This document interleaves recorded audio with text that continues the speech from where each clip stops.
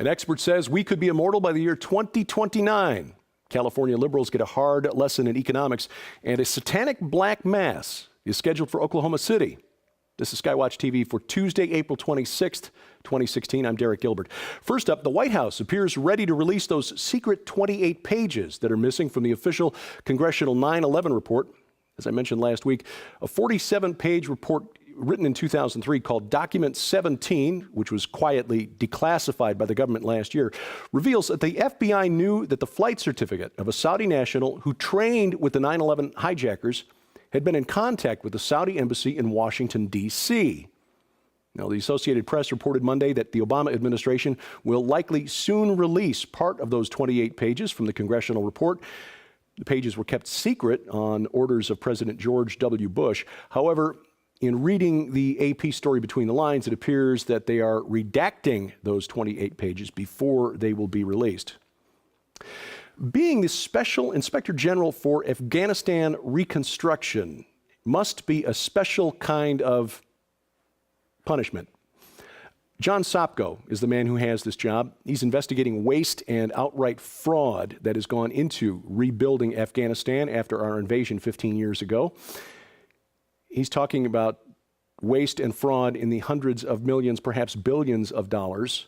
And the people he's checking on are very powerful, well-connected politically, in some cases, career military men. And we told you last year about a gas station that reportedly cost $43 million to build, a gas station that should have cost between $500,000 and $1 million.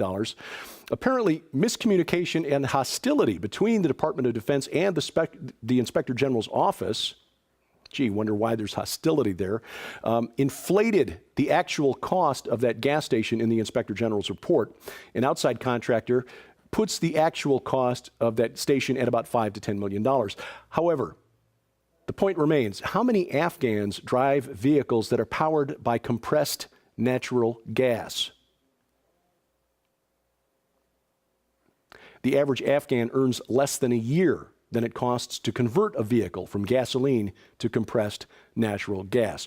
Then in December, we shared the report with you that the Pentagon task force that was allegedly trying to rebuild the Afghan economy spent $150 million building luxury villas for its staff members. Staffed with cooks that prepared meals described as 3-star by the Inspector General. These were used by the staff for the Task Force for Business and Stability Operations, or TFBSO. These people would use these villas instead of staying for free at one of America's many military bases in Afghanistan. A little unusual since this task force was part of the Department of Defense. Well, a new item today from the Inspector General's office. The Defense Department apparently airlifted Italian goats to Afghanistan. Italian goats, part of a failed $6 million program to boost the country's cashmere industry. Mr. Sopko's report very tactfully says his team, quote, has not been able to find credible evidence showing that TFBSO's activities produced the intended economic growth, end quote. That's a nice politically correct way of saying the program was a failure. The scheme involved importing 9 rare blonde male goats from Italy, building a farm, and setting up a laboratory to certify the wool as cashmere. The fate of the program is unknown, and it remains unclear whether the goats were eaten. Here at home, pension funds, a dark cloud on the country's economic horizon.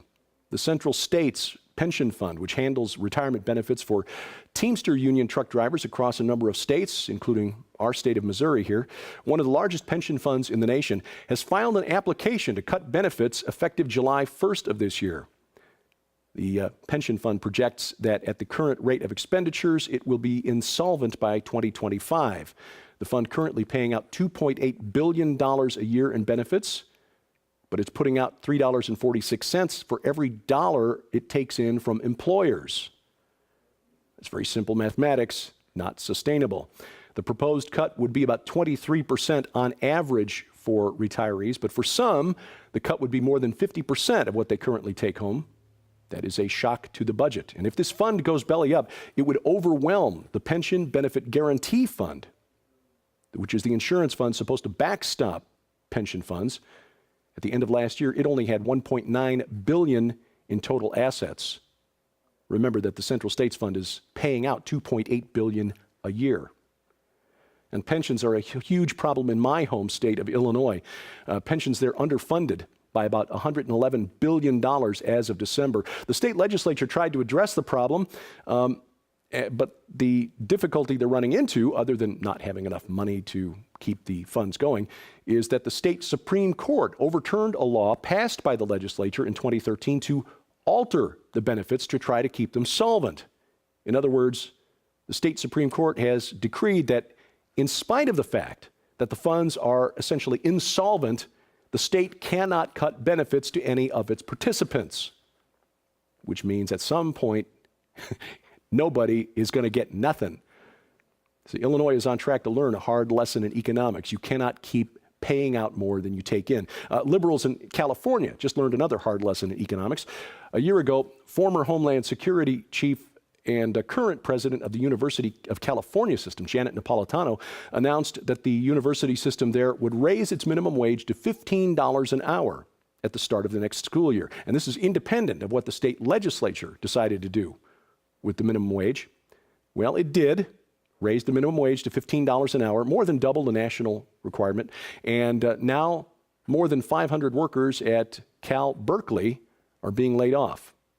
UC Berkeley ran a deficit of $109 million last year, projected a deficit of $150 million this year, of course made worse by the increase in the minimum wage law. And the irony of all this is that just days before the wage hike went into effect, UC Berkeley's Center for Labor Research released a study that called the $15 minimum wage a boon to low-income households. This is Economics 101. When you raise the price of something, demand goes down. And now more than 500 former employees of UC Berkeley are in the unemployment line. See, wishful thinking does not make sense out of senseless economics.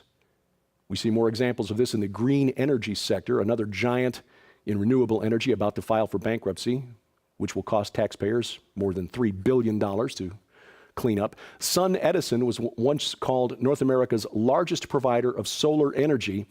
The company on the stock market was valued at $10 billion just 9 months ago.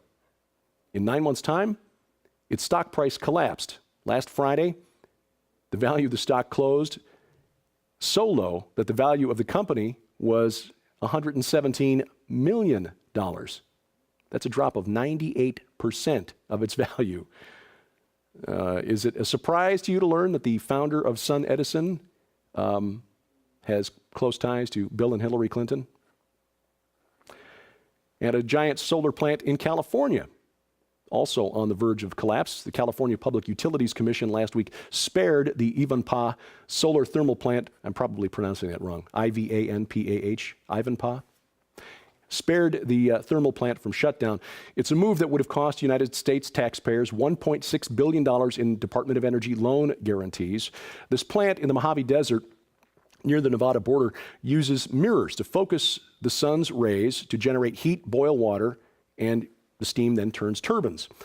But not only is the power it produces too expensive in this era of cheap natural gas, but from a distance in the air, all of these mirrors look like a lake, water, which attracts wild birds, who then fly into the beams of these mirrors, which are focusing the sun's rays at an estimated 800 degrees Fahrenheit. You get the picture. A couple thousand birds killed last year by flying into these death rays. The plant also requires a kickstart every morning from natural gas-fired turbines to get going, about 4 hours worth.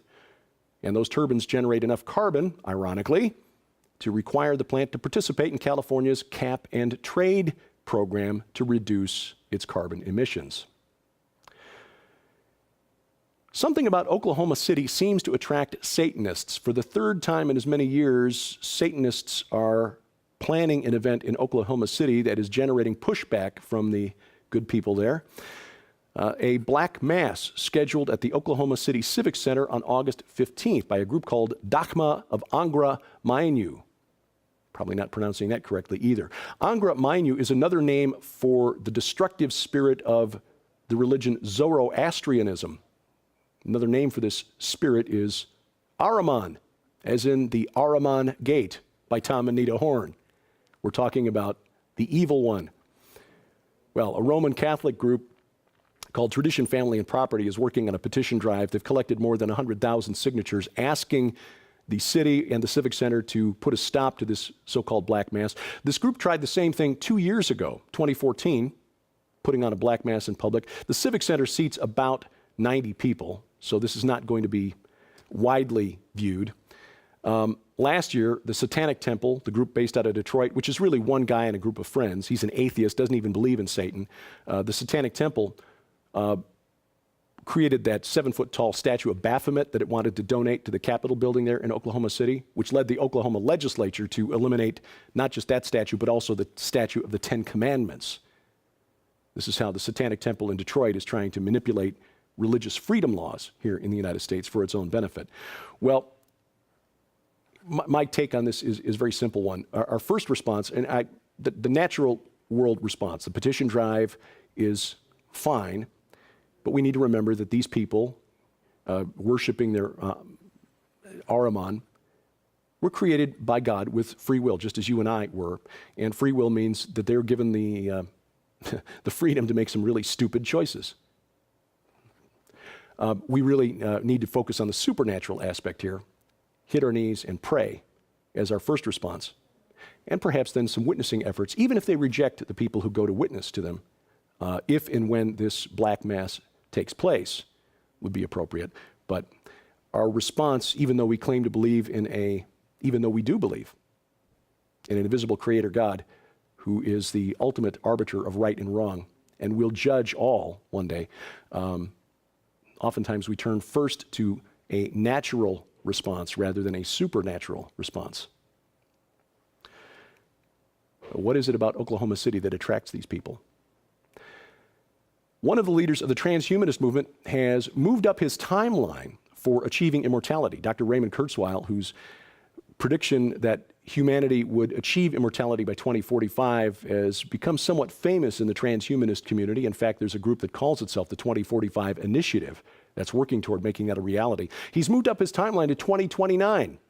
Kurzweil believes that our brains could be enhanced by implants that connect us directly to the cloud, giving us godlike intelligence and abilities.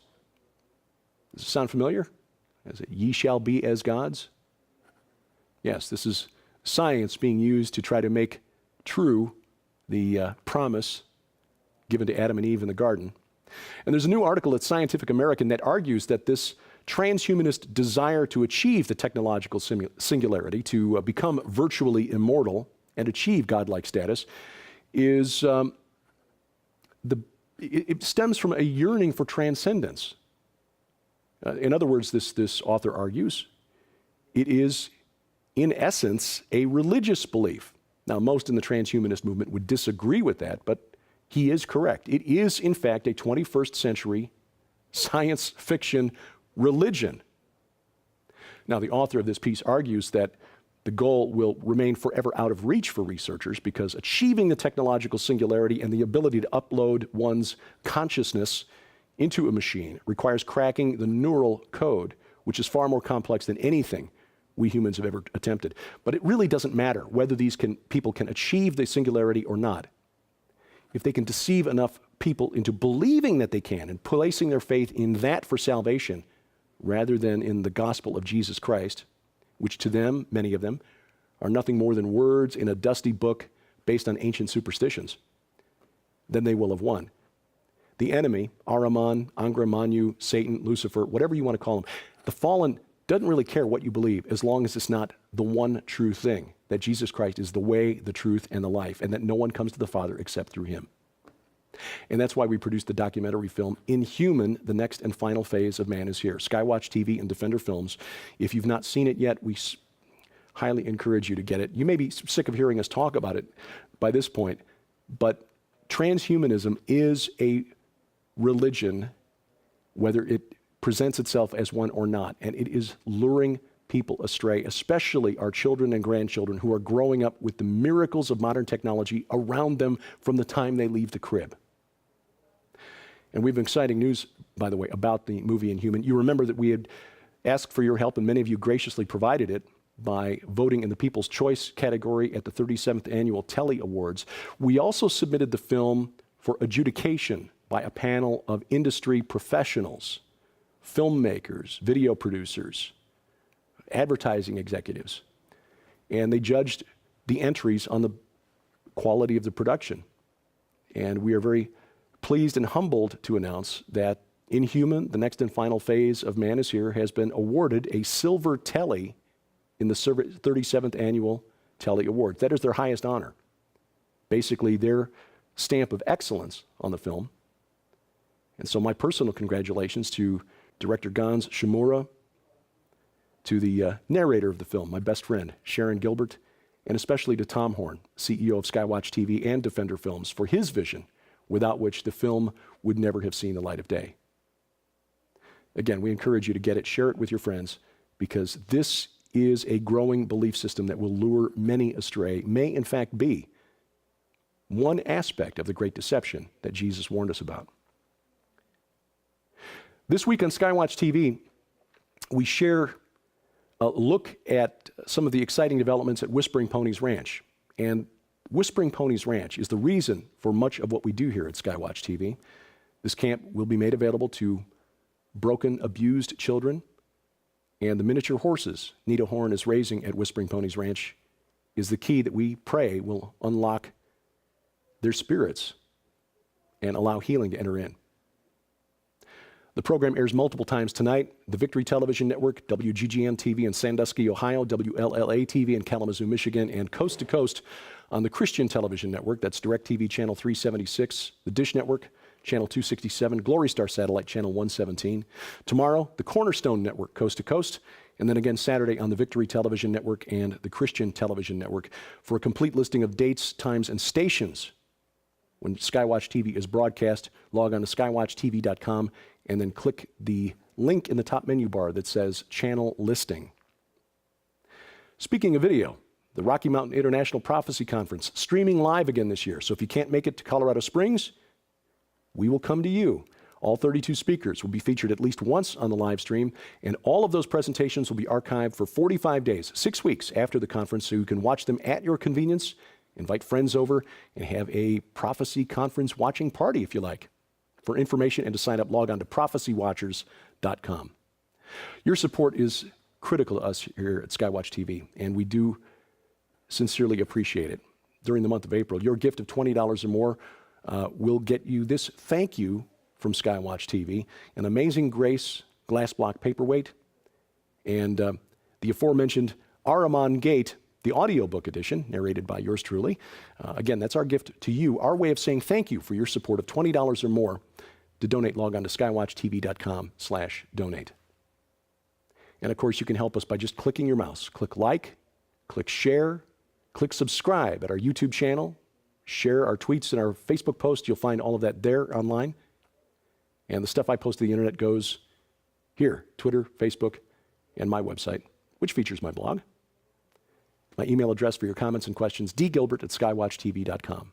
And thank you for watching as we keep watch. I'm Derek Gilbert, and this is SkyWatch TV.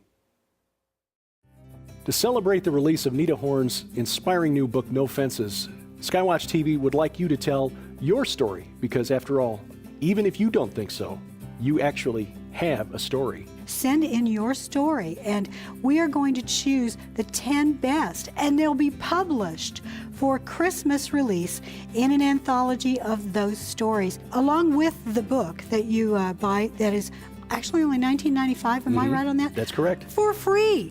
Tom Horn, crazy guy, he's throwing in a journal which on its own, most of these retail for $20 on their own. So this journal is to help you start writing your story. When you buy the book, not only are you going to be enrolled in this and you can send in your story, but you'll get a plastic pony, you'll get a journal of your own, and The proceeds from the book are going to help fund the studio we're building for SkyWatch Women, and Nita Horn is going to be one of our panel members. The 10 authors who are selected for the anthology, published by Defender Publishing in time for Christmas, will also receive a $500 cash prize. And that'll go a long way at Christmas time, won't it? Yes, it will. Even if your story is not one of those selected for the anthology, if you've taken the time to write your story, you've left a legacy for your children and for your grandchildren. Amen to that. For complete instructions and details on this opportunity, please log on to skywatchtv.com/nofences.